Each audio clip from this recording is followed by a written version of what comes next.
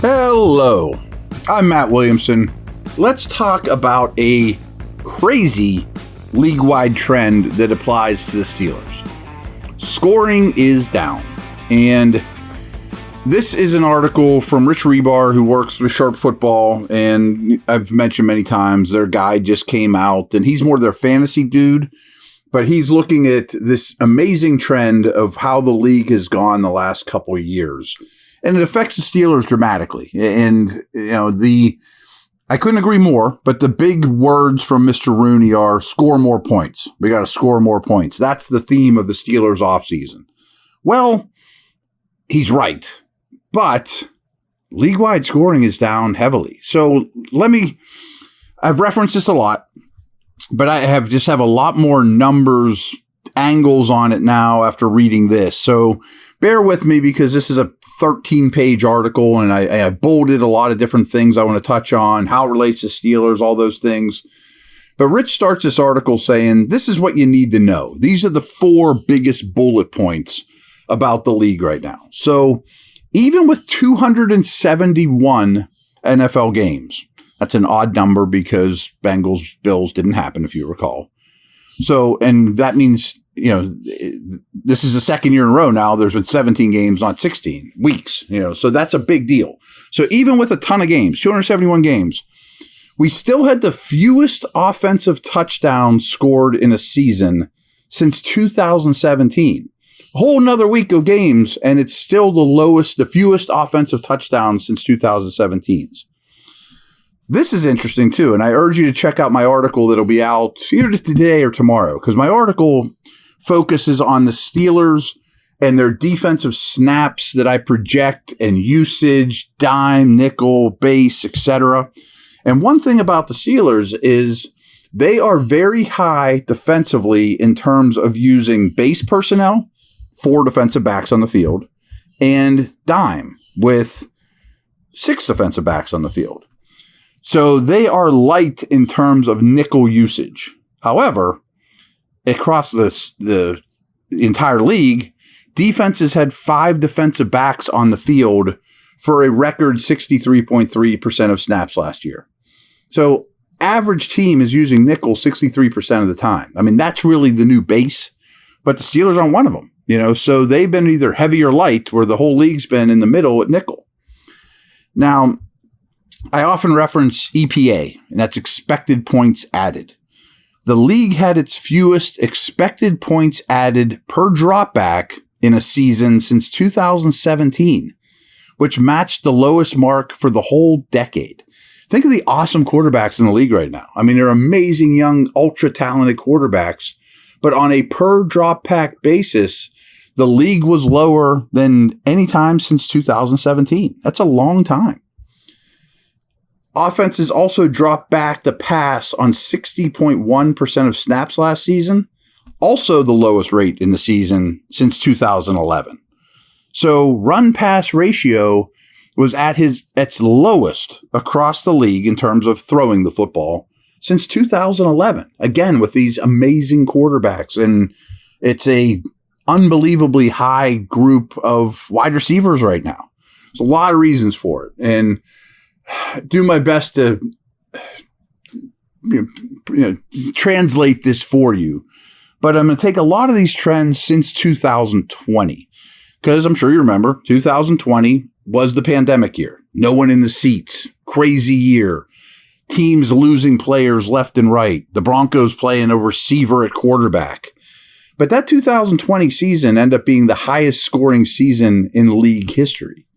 But since then, things have gone down dramatically. So just these last 3 years, and Rich mentions in here, we no longer can blame the pandemic. In 2021, there were still guys being tested positive or last minute notice. Well, that didn't really happen much last year. We're out of the woods, knock on wood on that. But combined points per game, both teams' combination of points, 2020, it was at 49.6. Again, highest in league history. 2020, it was at 46 exactly. Last year was all the way down to 43.8. So think about that. That's a whole 6 points less per football game from 2 years ago. I mean, that's crazy. Offensive touchdowns, 1,403 in 2020, 1,345 in 2021, which was the first game of 17 games, and all the way down to 1,237, 1,237 touchdowns last year in the whole league, offensive. Crazy. I mean, it's all the trends are unbelievably low. I mean, touchdowns per game offensively, that is the best way to look at it. 3 years ago, 2.74. 2 years ago, 2.47. Last year, 2.28. So all these numbers are remarkably lower. And I'm going to spin off here real quick because I talk about this a lot, and I think this backs me up more than ever. But I think, and I tell you this all the time, and please never forget it, because deep down, I think the league is concerned / has a problem that the defensive linemen in the league are just way better than the offensive linemen. I can't say that with any more certainty. You know, and if you listen to those top 10 lists from edge and defensive tackles I did yesterday, they're loaded. If we do offensive linemen, the 10th best guy isn't going to be close. The first best guy isn't as good as the first best defensive tackle. And that really skews things. And if you keep that in mind through the rest of this conversation, I think you'll have a better feel for where the league is right now. So, other things here that I've bolded. Penalties. This is a big deal to me too. And this goes back to my point, is I think refs are throwing far, far fewer flags because offensive linemen need to hold. To generate offense, they need to hold. They need to cheat. And I bet we see sack numbers down next year. You know, you complain about TJ Watt getting held all the time, or James Harrison back in the day, you know. I think it gets worse because they're going to know all these league numbers about scoring being down. Anyone that plays fantasy is like, boy, my team's not scoring any points. I still won. You know, like people want scoring, but the blockers can't hold up. So penalties per game. Like between 2017 and 2019, it was like 13 and a half penalties per game. Last year was at 11.1, and the yards per game is only at 92.2, which is way lower than any other time. So they're not even calling penalties to try to help, and they still weren't able to score. There were just 1.7 offensive holding penalties per game, the fewest in a season for the last 30 years. Despite that, the league's sack rate was the highest it's been over the past 3 years. So it was at 5.9%, 5.7% the last 2 years, and this past year it was at 6.4. I know that doesn't sound like a lot, but it's a ton. So they're not calling holding. Still, the sack rate is super high, and points are down. I'm just telling you, D linemen are way better than offensive linemen. So let's take that quick break, and we'll come back for some other notes here. Again, a lot of this is really Steeler oriented too.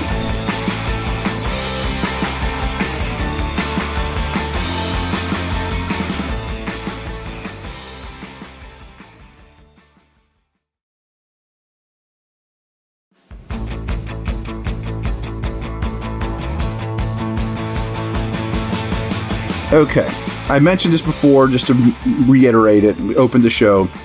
Defenses had 5 defensive backs on the field for a record 63.3% of the snaps last year. The Steelers weren't one of them. They were near the bottom of the league in nickel.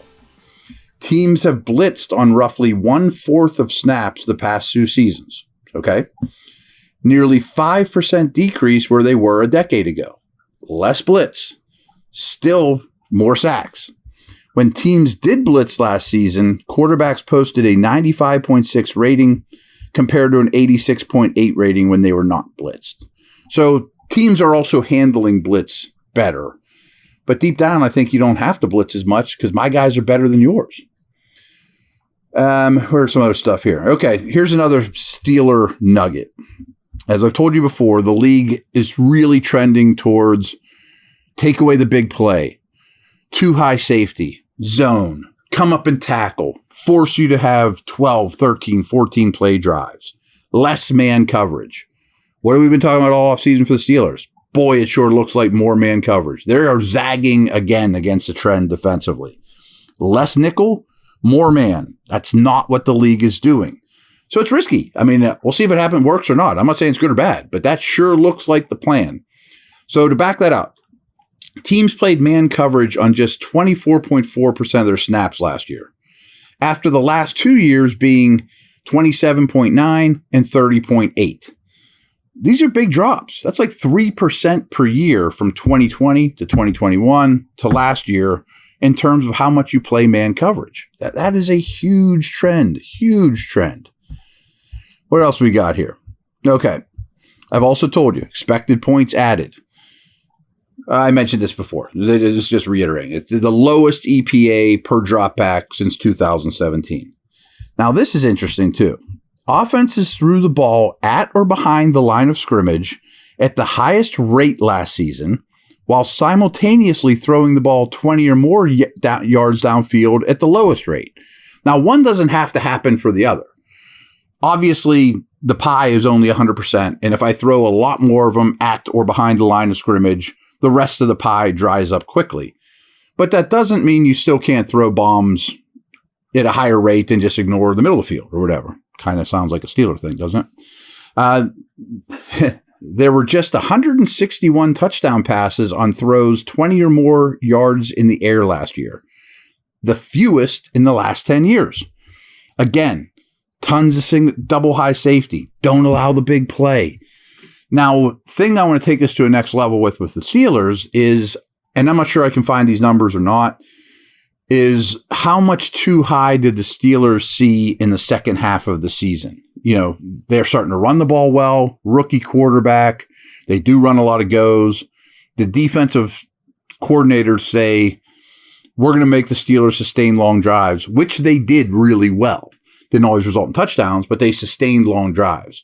Or did they start crowding the boxes a little more to start slowing down Najee and Warren, and the Steelers still ran well? So I'm curious to find that next step.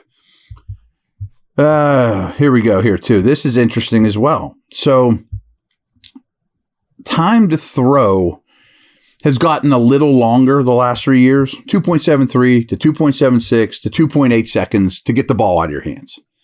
But the sack percentages have gone up dramatically, as I mentioned. So more sacks. I think some of that, though, is just athletic quarterbacks are going to hold the ball a little bit more, try to make a play. You know, Russell Wilson early in his career took a lot of sacks, you know, things of that nature. So I think that's more based on what type of quarterbacks are in the league. But this is what he says. Quarterbacks held onto the football at the longest rate over the past decade per pass attempt. So it's coming out of their hands later, despite, as we just said, 20 or, the deep balls are less frequent and throwing at or behind the line of scrimmage is up. So even with the athletic quarterbacks, where teams are targeting is quicker and shorter quick game, but still they held onto the football at the longest rate over the past decade in per pass attempt. I think this is really interesting too. Points per drive with a sack is, I was telling you this before, sacks, besides turnovers, the worst thing you can do on an offensive drive is take a sack. Teams score 2.15 points per drive on drives they do not take a sack. Under 1 point per drive on a drive they took a sack. I think that's drastically different. With touchdowns, if you don't take a sack on your drive, the average NFL offense scores a touchdown on 24% of their drives. If you do take a sack, the average offense takes a sack on 8% of their drive. And they'd say it here. The only thing worse on an offensive possession than a turnover is taking a sack. Over the past 5 years, avoiding a sack nearly doubles your scoring chances on a drive, while more than tripling the odds a team will score a touchdown. It's bonkers. So, as a counter to how defenses are playing, teams have started to run the football more again. Steelers are a perfect example. Look at the Giants, the Bears, the Falcons. Offenses dropped back to pass on 60.1% of snaps last season, the lowest rate since 2011. I think that's crazy with the quarterbacks in the league right now. Because it's working. You can run against these lighter boxes, against these two high safeties, and it's a little easier on your pass protection too. Still, I'm a big EPA person, expected points added. Efficiency, that's all that really means, is in the running game has gotten better, but it's still running the football on average. Every carry in the league still had a negative EPA, slightly. It went from negative 0.07 to negative 0.04 to last year negative 0.03. That's very minimal, but it is getting more efficient to run the football. But it still isn't as efficient as passing, which is going to bring us to Steelers here a little bit too. Like, this foundation running game we always talk about is great, but the next step has to happen still. We already mentioned the teams ran the football more last season than in any year since 2011. They also did so running against the highest rate of light boxes and subsequently the lowest rate of stacked boxes over that span. People aren't putting extra defenders in the box. They're playing two high safety, not one. This is a big Niner note, and I kind of mentioned this in my upcoming article. Offenses still only use 21 personnel, two backs, one tight end, on 8.2% of their snaps. I mean, that's the only time, remember growing up, if you're my age, two backs in the backfield all the time, one tight end. The league used it at 8.2%. But that's the first time it rose since 2006. It's always been going backwards. Get more receivers on the field. Now, get Juszczyk on the field. Get Ricard on the field. This is not a coincidence. If you're going to get lighter boxes, I'm going to stick a fullback out there.